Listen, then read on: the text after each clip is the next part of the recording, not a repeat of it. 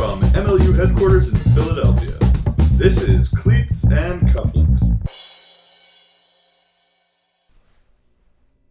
And welcome to Cleats and Cufflinks. I'm back here with Dusty Rose as usual on this, we're 2 weeks out of the season, maybe a little bit more. It's sneaking up In front of our faces. It's sneaking up. Yeah, it doesn't even feel like sneaking before. It's approaching with menace and intent. It's kind of like when you know you're about to move and you know that you have all this work right ahead of you to do, but you can't do it yet. Yeah. You have to stop and wait because you're still living here. So we still have this preseason bit that we're working on. Yep. And that season it's right around the bend. Man, yeah, we had a little meeting in the office talking about it a bit. You know, most of the people here have been through at least some season. Yeah. There's a couple new people though, and it's a different animal entirely.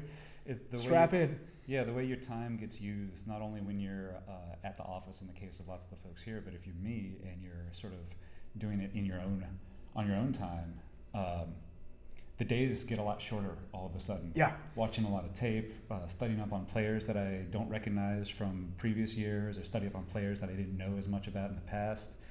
That's a whole trip now, and it's just like I remember the momentum that you get sort of once you get that ball rolling, but that initial push to be prepared for the season it's now. It's now. It's happening right now. Yeah. And with that in mind too, of course, season tickets are for sale. People should get out there, get your season tickets, get your players discount code. You know, show them your support. You can go ahead and ask your favorite player for that via any of your various player contact means.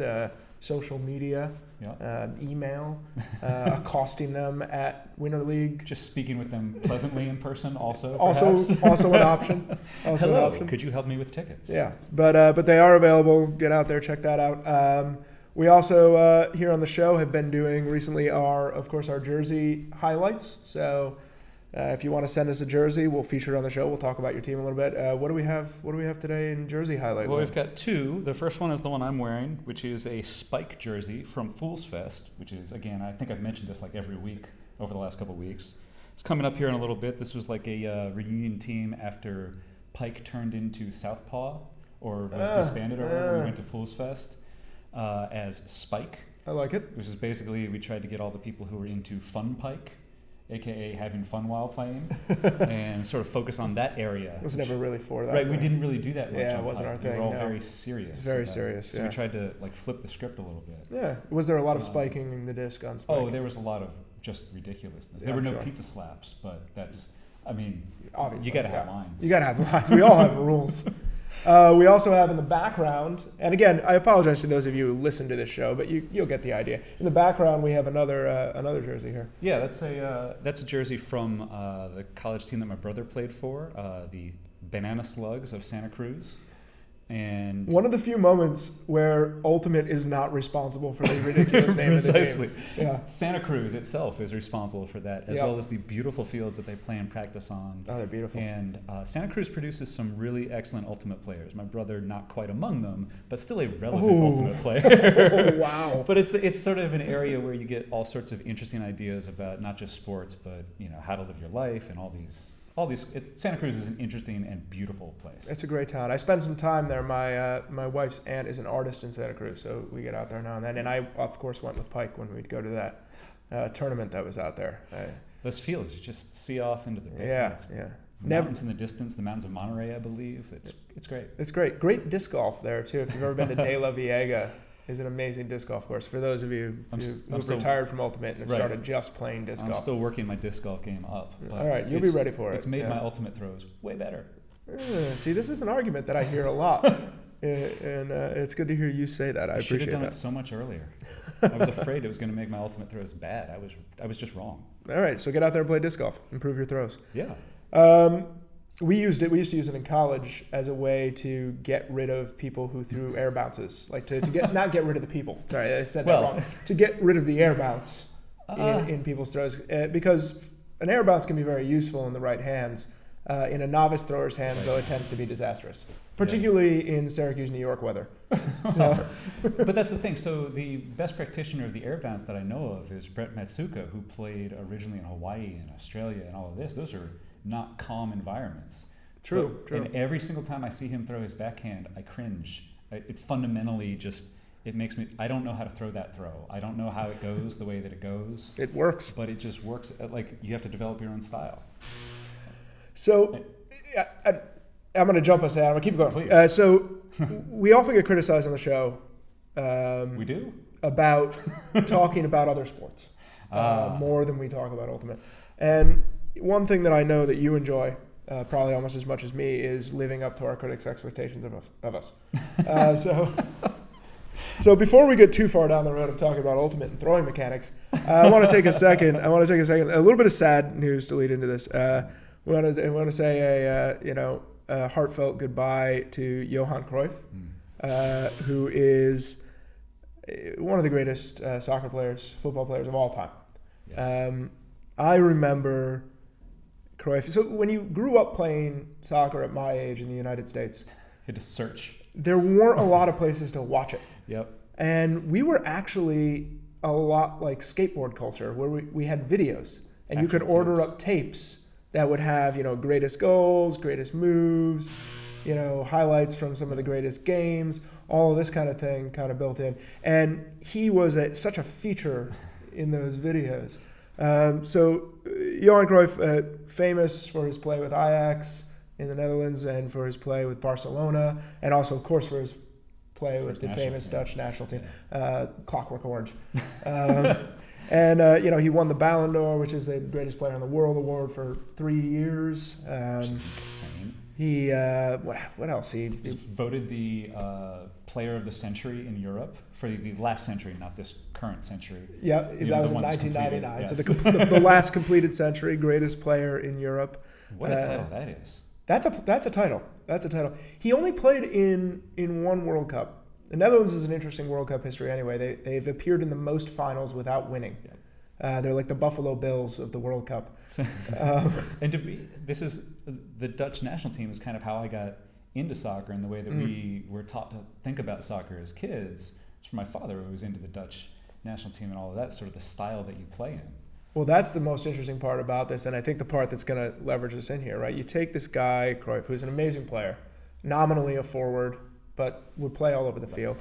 Had a move named after him, which I know you probably learned growing up. We learned a lot of moves named after players growing up. We had the Sir Stanley Matthews, which is a little in-and-out tap thing. We had the Beckenbauer, which is like this push behind your leg. It's always using your one strong foot to hide your weak foot with Yep. Beckenbauer. Yeah, exactly.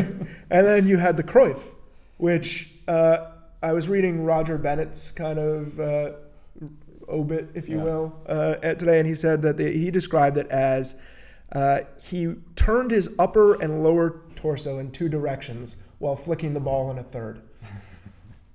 Look it up. You gotta watch it online to understand what this is. Yeah. The Cruyff Once you turn. see it, you'll recognize it. Players use it very consistently still. Oh yeah, and the most amazing example of it is, of course, Cruyff doing it to, I think it was a Swedish defender, who later said that he wasn't embarrassed at all, that was one of his proudest moments, because he thought he had the ball and Cruyff beat him, but Cruyff's a genius. So what are you going to do? So what are you going to do? That's the accepting excellence when you see it, and congratulating excellence is one of the things you learn through sports. Absolutely. You got to recognize when you're beat and enjoy the opportunity to get taught something. But the end, the thing you were saying is exactly right. There's a style of play here that Cruyff most accurately embodied, which is this idea of total football. Yeah. You want to tell the kids what that's about a little bit? The basic concept there is that while the players have positions that they are nominally tied to and spend the majority of their time being responsible for, some players are better at defense, some players are better at offense, the notion is that you're fluid, and if the game's flow requires that the forwards drop back, then they should drop back, and the rest of the structure of the team should adjust. Same thing if the fullback should pull forward, someone from the front should then drop back. Not necessarily right away, because one of the things that you want to do in this style is you create imbalances. You send more people attacking or more people defending based on what the game itself desires or needs in order for your team to have the strategic advantage. So that's the basic of it. Yeah, there's a tactical shape to your team. Right. And you can move parts of it, but that shape remains. Yeah. So all the tactical positions get filled, even though the players filling those positions might change. And the thing about it that was always noted is it's highly demanding on the players in terms of technical and physical abilities, because you have to be able to be comfortable in pretty much any position on the field. And having a player like Cruyff on the field almost forces this idea of total football, because he would drop back into the midfield, he'd go out to the flanks and come in attacking from the sides, and his team had to shift around him and keep the balance, keep the tactics in place. Because to not do so is to not take advantage of your best player. Because your best player can do all of these things. And it's interesting in the way that he sort of represented this. Like, his ego is legendary as well. Oh, yeah. And his idealism about football, aka soccer, is legendary as well. So this idea that every player should have every skill, he felt that in his bones because he had every skill. So why don't you? Yeah, why don't you? Right. So, like, why don't you work as hard? Why aren't you a soccer genius? So Yeah. why don't we put 11 soccer geniuses on the field? One of his biggest things was that the goalkeeper was not only the goalkeeper, he was your first defender. He was also your first attacker.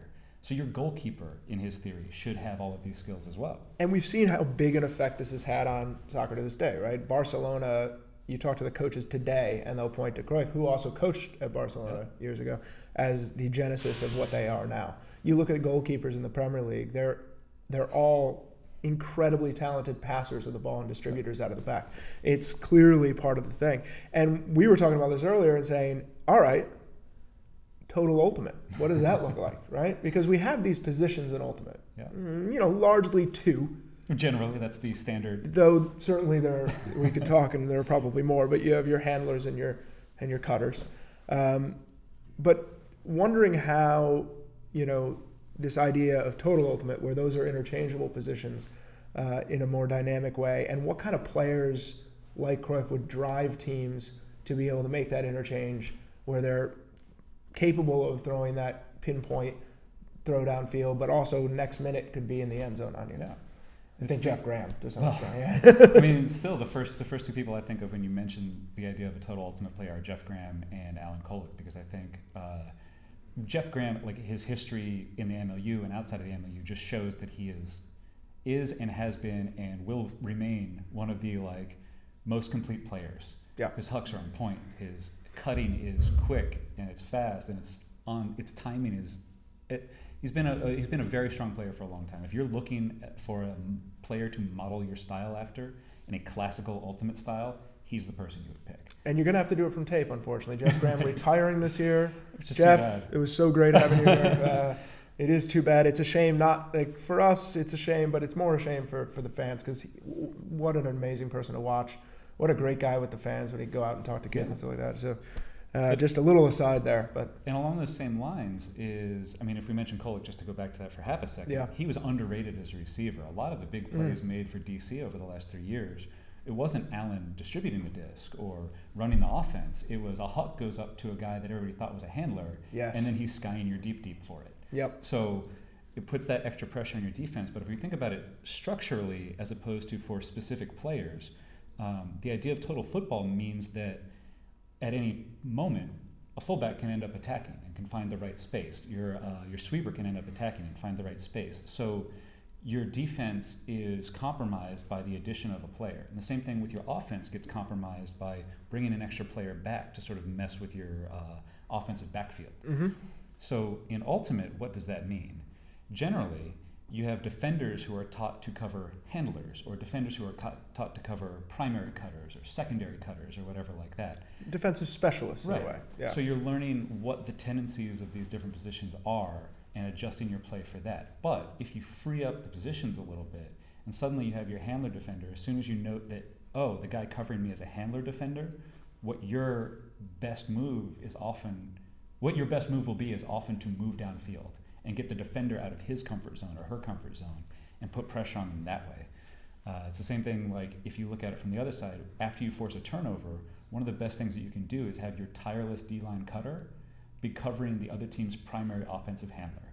Why? Because he's just going to take him on a tour of the field at a high rate of speed after the turn. He's going to be like, all right, you're back there throwing these little passes, throwing all these completions. How are you going to do that after 10 70-yard sprints? Yeah. Because that's what I'm going to do. I don't even have to be part of the offense. I'm just going to run you around. It's taking advantage of the matchup that you have. And most club teams and the MLU teams, high-level teams at all level, at the top level, most of the players have the skills to do multiple things, but why don't we ask them to? Is it something off in our structure or in the way that we're looking at the game? So this is where we get to idealism versus realism.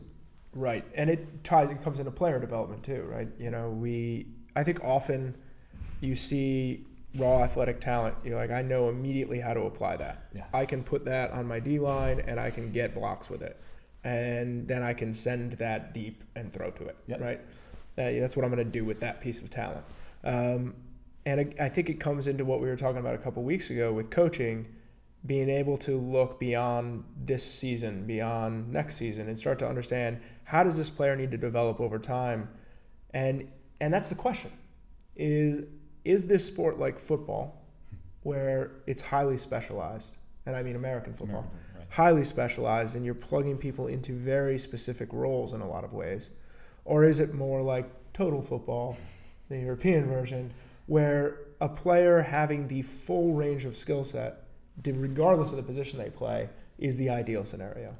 Well, so one of the things that comes up is the structure of ultimate when you think about it that way. What is the stall count?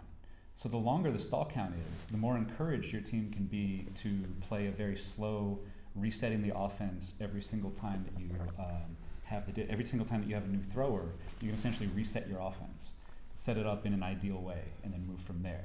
The shorter you restrict the stall count, the more fluid you have to be. In soccer, the reason you don't hold on to the ball is because someone can take it from you, or you can get turned in the wrong direction and not be able to turn against that defender. In ultimate, the thing that prevents you from just holding on to the frisbee is the stall count. So if you have a high stall count, well, I have 10 seconds to get rid of the disc, so I'm going to wait for the right throw. And if that's your offense, you're not forced to make these like flow of the game decisions. And I think my version of ultimate is very flow-based. It's much more similar to soccer, much more similar to like large-scale field sports, lacrosse, field hockey, things like that, as opposed to American football, where it's like we get a new down and we stop, and then we restart and we stop. If you think about the stall count as a down, it's almost an opportunity to reset. Right. It reveals a little bit more about the way that we've been, the assumptions that we've made about what ultimate is and isn't. Which, I mean, makes perfect sense to me. When I would catch the disc on the field, that was a sign that the offense needed to reset. Well, but we were just talking about this a moment ago. It's like, if you catch that in cut, it's the same thing as a back-to-the-goal striker in soccer. Right. So you catch the in cut, you toss a little pass, and as your defender's still sprinting past you, hoping to get a block, you're going the other direction.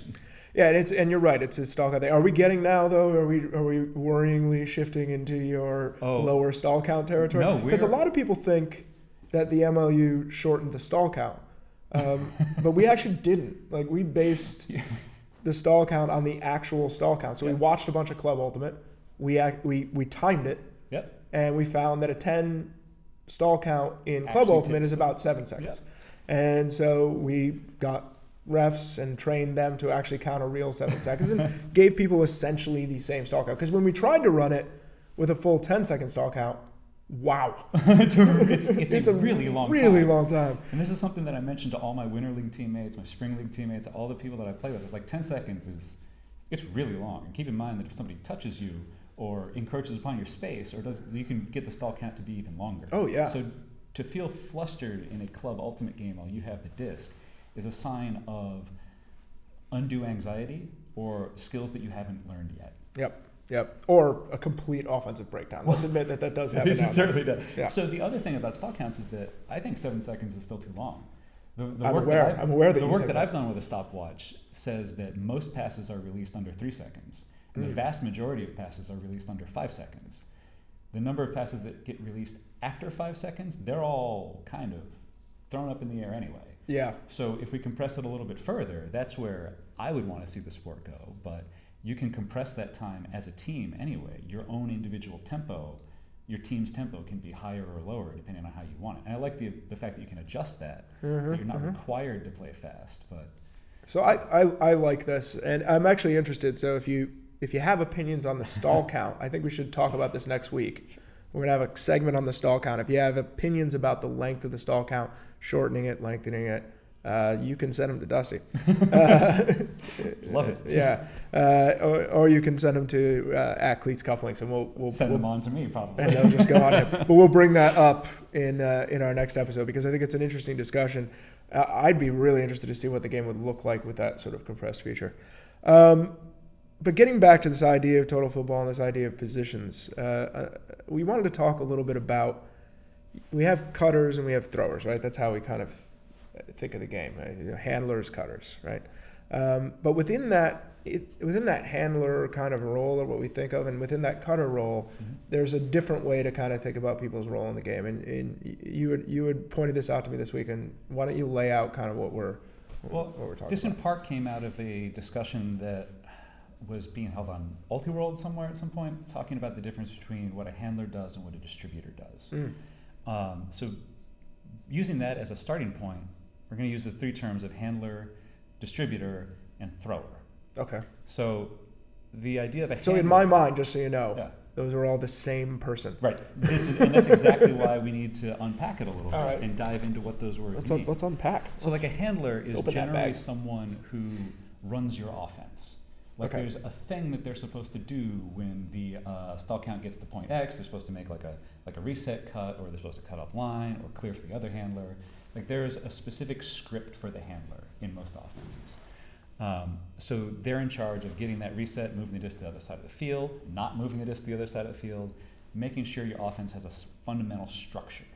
A person that I would use to sort of exemplify that would be Tyler Cable's performance last year for the Stags. Yeah. He threw 30 passes frequently in games, was only under 90% completion for 2 games over the course of the season, only threw 3 assists in 2 of those games, maybe 3.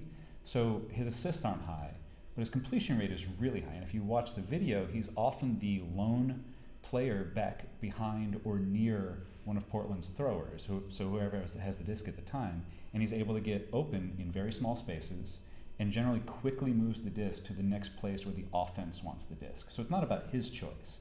It's about him manifesting what the offense is supposed to be. I like it. It's kind of a reset, but it's more than just that. The idea is it's not so much that he's just bailing out the thrower. Though that's part of it. It's part of it, Yeah. but he's doing it in such a way that it fits with the way that the offense is working. Specifically within your offense's structure most of the time. Yeah. So the next one that we want to think about is a distributor. So what a distributor tends to do is take the disc, survey the field, and decide where the most dangerous place for the disc to go is. It doesn't necessarily have to be a hard throw, and it doesn't necessarily have to be inside or outside of the offense. That individual is generally using their best judgment and their skills in terms of getting the disc to different points on the field quickly and on time in order to break down the defense, in order to put his teammates or her teammates in a position to succeed with the next throw. So that's often the sort of player that you see delivering a 15-yard or 20-yard break throw at stall 4, because at that point the defense opened up a little bit, gave a little bit of space on the break side, or somebody slacked off a little bit on their mark, and the ability to just distribute it to the right person. And they're kind of granted a little bit more time in the offense to look downfield. So that's whereas maybe your handler might have a very intentional thing he's meant to do once he catches that reset pass. And these roles aren't. It's not black and white. Right, of course not. You're not one or the other. But so you're accepting pressure from the defense. You're saying, okay, defense, you see where I am. I want to see what you're going to do. And then you read the defense and go from there. This is what quarterbacks tend to do. Yep. Like their whole job is to break down the defense and deliver the ball to the right spot. This is what point guards tend to do if they're not scoring point guard. They try to break down the defense a little bit and then get it to the right person from there. Yeah. A good example of that from this last year, again going with another Stag, Why is not? Dan Supnick. You would often see him holding the disc, surveying the field, sort of looking around, moving his hand up this way, and then getting off a sneaky no-step backhand. I love the no-step backhand. Or delivering like an in-cut to somebody who wasn't open until stall 5. It's because he's reading the field and saying, okay, this is what needs to happen, and I'm going to make that happen. So you're accepting the pressure for the defense, saying, you can't stop me anyway. Give it your best shot. I'm going to break you down. So the third one that we want to look at, and this is a little shorter. Number 3. Number 3 is thrower.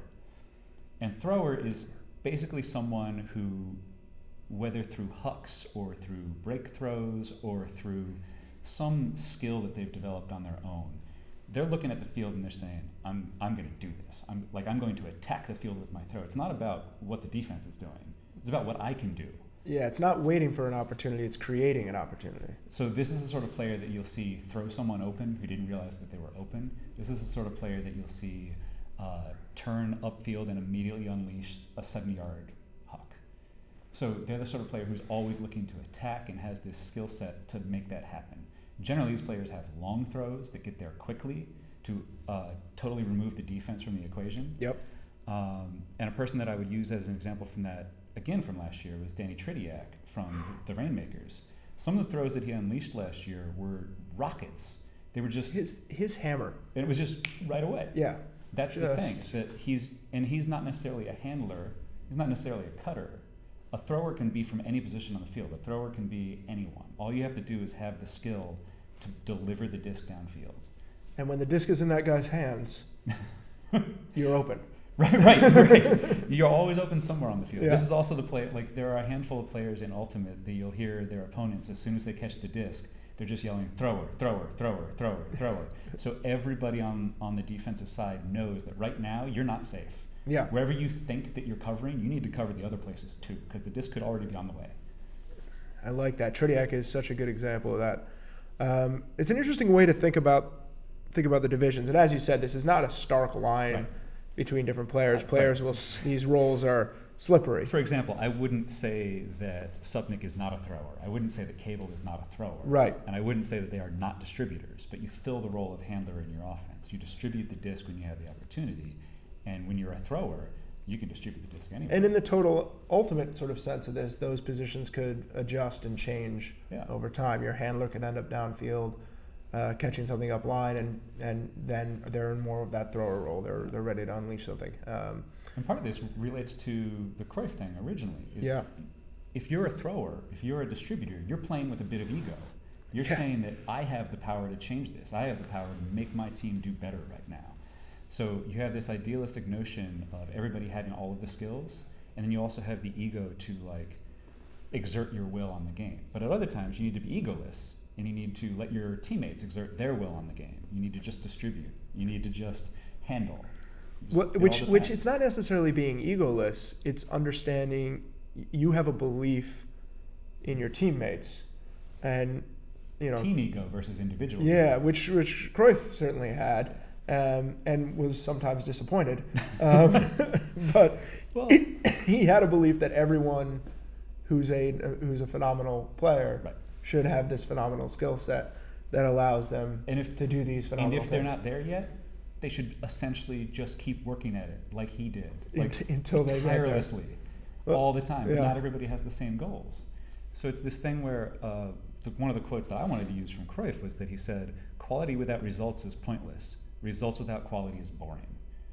So he's essentially saying... Is he making fun of Jose Mourinho with that? Well, always, because you're just looking for titles with that guy. Yeah. But the notion there is that it's not enough to have one or the other. Yeah. You want both. And if you're not aiming for both, you're failing. Yeah, I think that's... If we're going to, admire teams, you have... I think Boston has embodied that kind of results and quality thing over the last few years. They're winning the championships, but they're also really fun to watch on the field. For sure. And I think a lot of teams are striving for that. We have teams that play, I think, what you might call more boring versions of the game. I'm interested to see. I think the spinners were often positioned that way. They a lot of resets, a lot of touches. It's a certain level of cynicism without having the totally negative connotation of that. It's let's do what works. Yeah, and I wonder how that's going to change with the new coaching staff. Only one way to find out. About 2 weeks. About 2 weeks from now. They play 2 games that first weekend. We'll find out for sure. Yeah, it's going to be good. It's going to be good. It's like the curtains are opening up. The orchestra is ready to play. We need an overture. We need an overture. Where are you going to be? You're going to be. Are you going to both? You're going to. I'm two going games. to 2 games the first weekend. I think you're New York. I think you're probably calling the Philly game in New York and then the one back in Philly. Yeah, I'll be down in D.C. On the 9th. Get me out of D.C. And then I'll be back to Philadelphia on the 10th. One of the things I'm looking forward to this season is being with more teams on their back-to-back. weekends and seeing them play on Saturday and then Sunday. Because experiencing that with the team a little bit and seeing them go through their ups and downs over the course of that 2-day challenge is it gives you insight into how they prepare. And it's so difficult to win those games. We've seen from statistically, it's very, very difficult to win those 2 games on the road.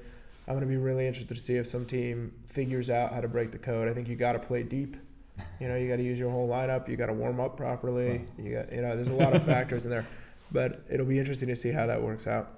All right, well, that's about all the time that we have for today. Again, our fond memories of Mr. Johan Cruyff, and also hopefully seeing some of his influence bleed into our game. And we're getting excited for the season. So get out there, get tickets, get out to some games. Come say hi to me. I'll be there to a lot of them. Don't say hi to Dusty. He'll be busy. It's very stressful. And if you have any questions for us on Cleats and Cufflinks, you can, of course, find me at Nic Darling, NIC Darling. Or you can reach me at DUSTWEETR. Or you can get us both at Cleats Cufflinks. We are excited to be headed into this season, and we'll be back again next week with more Cleats and Cufflinks.